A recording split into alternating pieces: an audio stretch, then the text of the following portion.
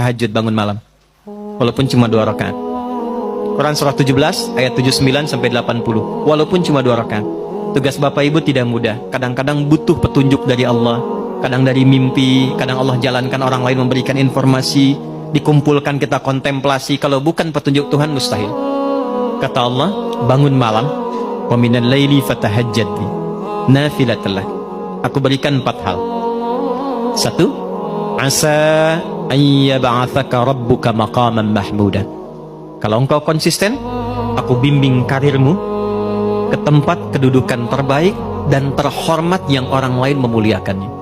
Kan ada orang dapat posisi tinggi tapi orang lain belum tentu respect kan? Kalau Tuhan sudah respect, siapa yang bisa mencegah orang lain untuk merendahkannya? Bangun konektivitas itu, kata Allah, aku bimbing dia dengan cara terhormat di posisi terbaik dan orang semua hormat. 2, ini yang mahal. Wa qur rabbi adkhilni mudkhala sidqin. Akan dibimbing menjalani kegiatannya dengan cara yang terbaik.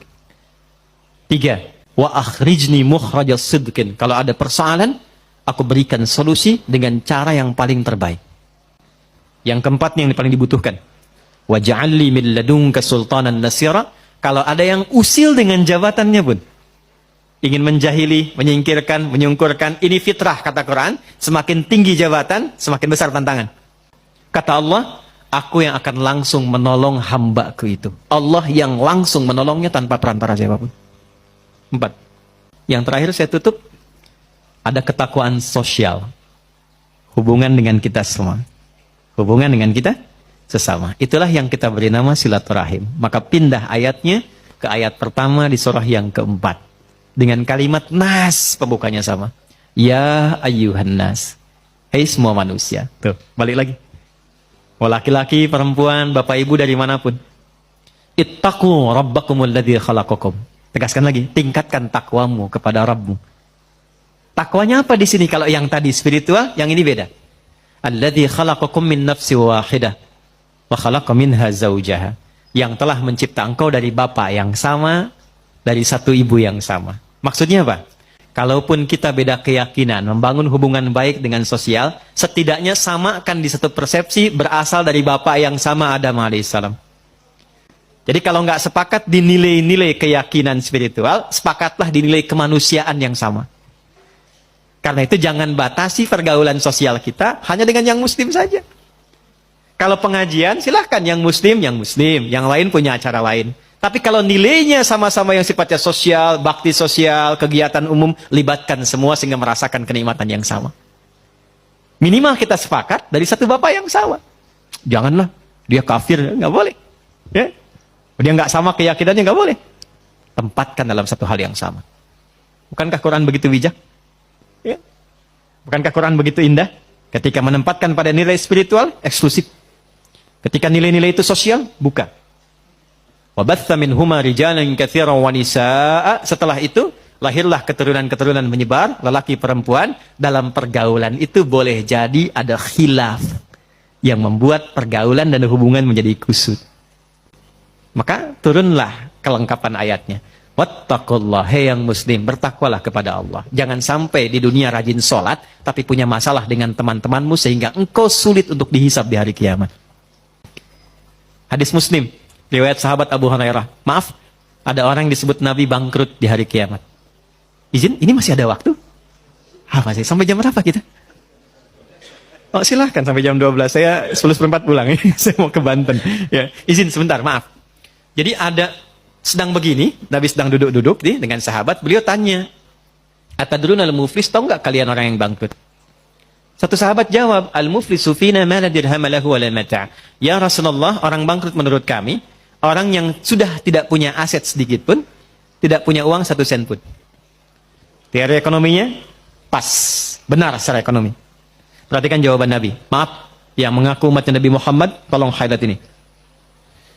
Al-muflisu min ummati. Orang yang bangkrut di akhirat dari kalangan yang mengaku umatku itu. Nabi tidak mengatakan umatnya Musa, umatnya Isa, tapi ada yang mengatakan umatnya Nabi Muhammad. Ya'ti yaumal qiyamati bi salatin. Dia datang di hari kiamat dengan pahala rajin salat. Jadi salatnya rajin. Tahajud, dia salat sunnah duha dan sebagainya. Wasyamin, rajin puasa sunnah. Hati-hati Pak Adeng nih, sedang puasa sunnah nih. Rajin puasa, bukan Ramadan saja, puasa sunnah, puasa. Senin, Kamis, Ayyamul Bid, puasa Syawal. Wa zakatin, nggak telat zakat. Bahkan disiapkan sebelum waktunya. Kemudian dia sholat, dia puasa, zakat, mungkin juga haji dan umrah. Cuma sayang, wa ya'ti qad syatama hadza. Tapi lisannya gatal cela orang. Senang mencela. Ya, mencela itu sekarang lisan turun ke tangan tuh. Turun ke tangan. Ada ayatnya, al-yauma nakhtimu ala afwahim wa tukallimuna aydihim. Sekarang itu ayat Yasin itu berlaku. Kadang orang mencela, lisannya diam tapi tangannya itu komen. Hah? Tangannya komen kan? Sudah mulai sekarang ya. Tinggalnya di Singaparna tapi statusnya nyampe Singapura kan? Hah? Tungguin gitu kan? Dan terlibat di situ. Itu pembuktian terbaik sekarang, muncul sekarang. Dan masalah paling banyak kan sekarang, Pak ya? ITE yang banyak diadili itu. Ya. Wa qadzafa hadza, suka nuduh dengan bukti yang tidak ada. Maaf, wa daraba hadza, senang berkelahi.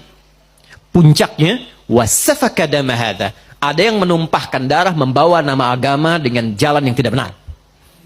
Tembak sana, bom sana, dor, Allahu Akbar, Allahu Akbar. Dan itu oleh Nabi jauh-jauh diingatkan.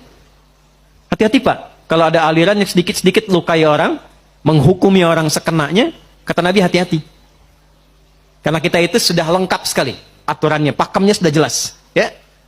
Jadi saya pernah sampaikan di beberapa kesempatan, waktu bom di Jalan Tamrin tuh, izin Pak Dirjen, teman-teman, Bapak Ibu, itu saya sedang di Lampung, 2 orang ledak.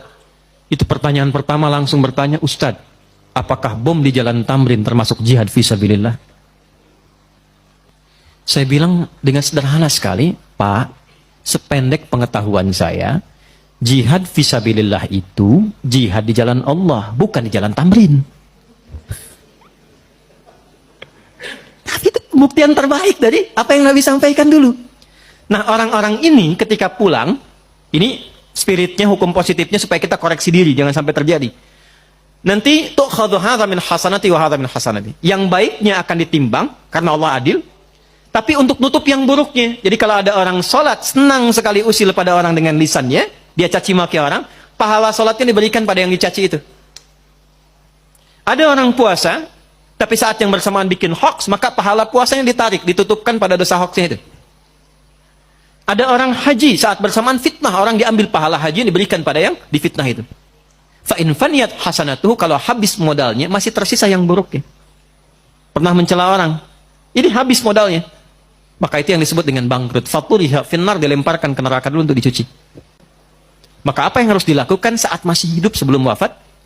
Wattaqullaha alladzi tasaaluna bihi wal arham. Maka kata Allah dipesankan, bertakwalah engkau yang telah beriman, yang muslim. Jangan sampai pulang punya persoalan. Kumpul dengan teman-temanmu, lihat keluargamu, anak istrimu, tetanggamu, teman-temanmu di kantor, dalam pekerjaan, maka bangun silaturahim ini.